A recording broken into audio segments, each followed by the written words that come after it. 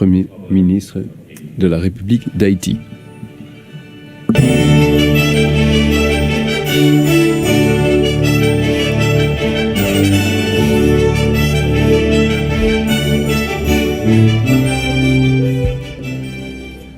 Monsieur le Président de séance, Mesdames, Messieurs, chers collègues, chefs d'État et de gouvernement, Mesdames, Messieurs les représentants des organisations internationales, Mesdames, Messieurs les membres des pays et organisateurs observateurs, Mesdames, Messieurs les membres de délégation, chers invités, Mesdames, Messieurs.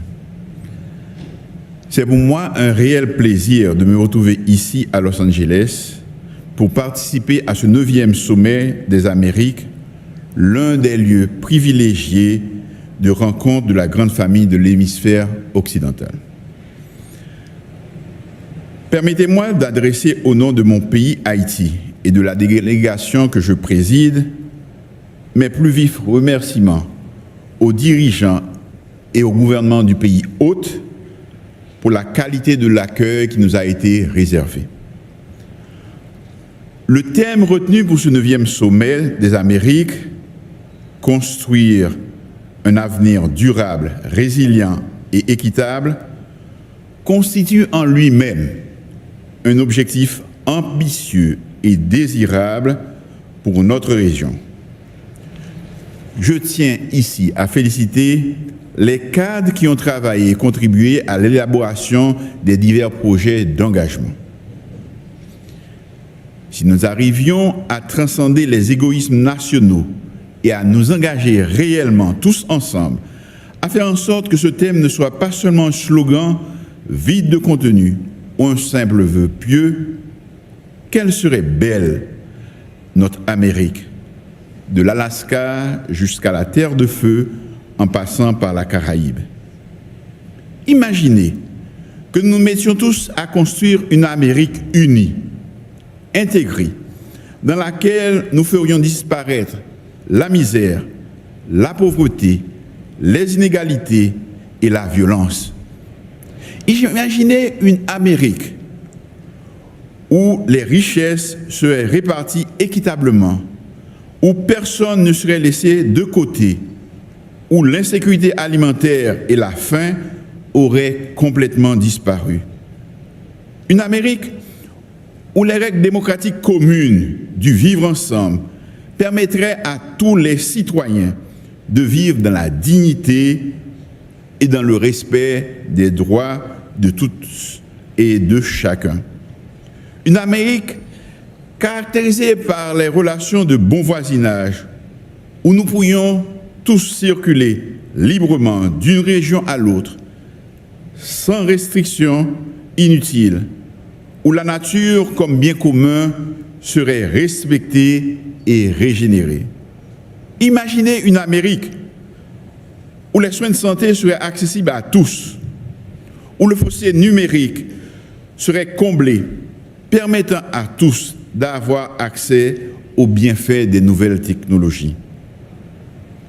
Elle serait vraiment belle, notre Amérique, avec sa diversité de paysages, de peuples, de races, de cultures, de langues et de modes de vie. Mais, malgré les complexités et les difficultés des réalités politiques au quotidien, il est de notre devoir de penser l'avenir et de commencer maintenant à poser les bases de ce que sera notre futur et celle des prochaines générations. Notre monde devient de plus en plus dangereux et les menaces de remise en cause de ce qui nous a permis jusqu'ici de vivre ensemble dans une paix relative sont bien présentes et se concrétisent tous les jours. Partout, nos sociétés deviennent plus violentes. Les atteintes contre les valeurs démocratiques auxquelles nous avons tous souscrit et que nous avons en partage dans notre hémisphère se multiplient et risquent de nous déstabiliser. La démocratie n'est pas un État que l'on atteint une fois pour toutes. C'est une construction permanente. C'est un combat quotidien.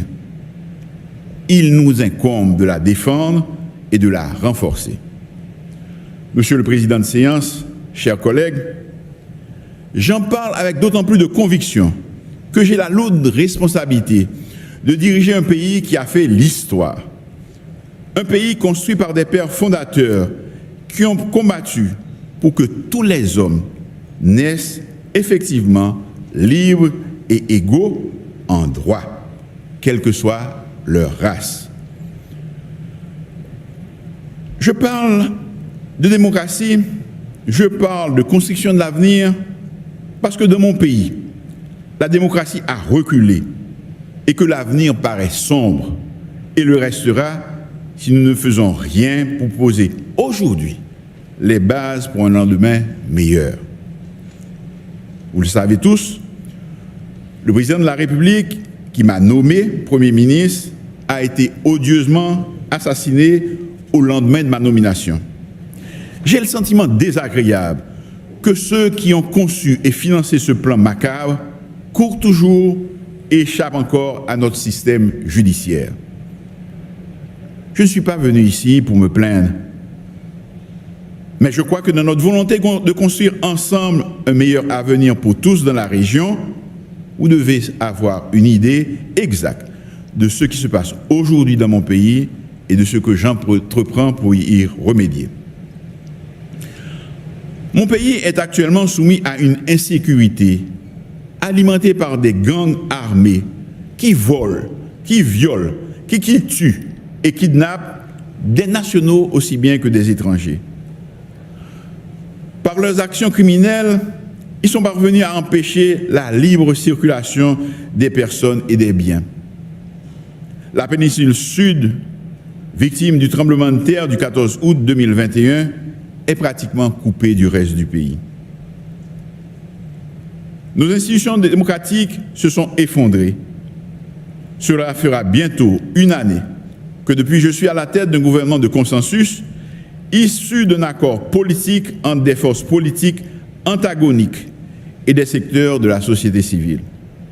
Et je continue sans relâche à parler à mes compatriotes pour tenter d'élargir ce consensus en ralliant plus de groupes sociaux autour d'un plan conçu pour ramener les institutions du pays à un fonctionnement normal et pour restituer le pouvoir à des élus librement choisis par le peuple haïtien dans le cadre d'élections libres et transparentes. L'instabilité liée à une insécurité insupportable rend illusoire toute velléité de construire cet avenir durable, résilient et équitable. La conséquence immédiate pour nous est un ralentissement de l'activité économique, une inflation importée, la fuite massive de nos jeunes et de nos cadres vers d'autres pays de la région et une difficulté à envisager l'organisation rapide des élections et la transmission du pouvoir à des élus. L'émigration illégale en provenance d'Haïti, qui affectait uniquement quelques pays limitrophes, s'est maintenant étendue à l'ensemble des pays du continent.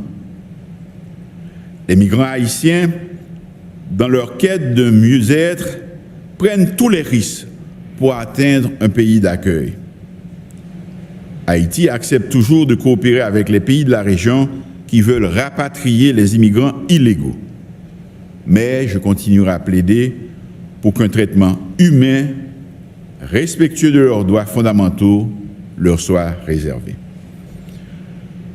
Je crois que l'accent doit être mis en particulier sur la recherche de solutions concrètes et durables aux problèmes qui poussent les migrants à partir de chez eux.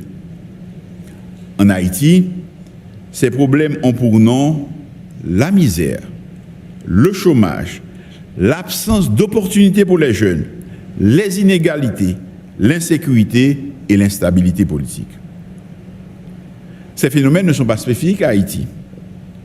Mon pays, comme d'autres dans la région, ont besoin d'investissements massifs, créateurs d'emplois stables, et se doit d'offrir à notre jeunesse et aux candidats à l'immigration illégale des opportunités et des raisons d'espérer un avenir meilleur. Ils en ont besoin pour fixer leurs citoyens et les faire retrouver l'envie de rester dans leur pays, pour y construire cet avenir et être heureux d'y vivre. C'est ce que j'appelle la sédentarisation des citoyens dans leur pays. Monsieur le Président de séance, chers collègues, pendant ce 9e sommet des Amériques, nous avons entendu beaucoup de propos encourageants et des promesses généreuses. J'ai la conviction qu'en dépit d'une conjoncture difficile, le pessimisme de l'intelligence doit céder la place à l'optimisme de la volonté. Haïti croit qu'il est de notre intérêt dans cet hémisphère de tout faire pour tenir nos promesses et qu'ensemble, nous pouvons effectivement construire un avenir durable, résilient et équitable. Je vous remercie.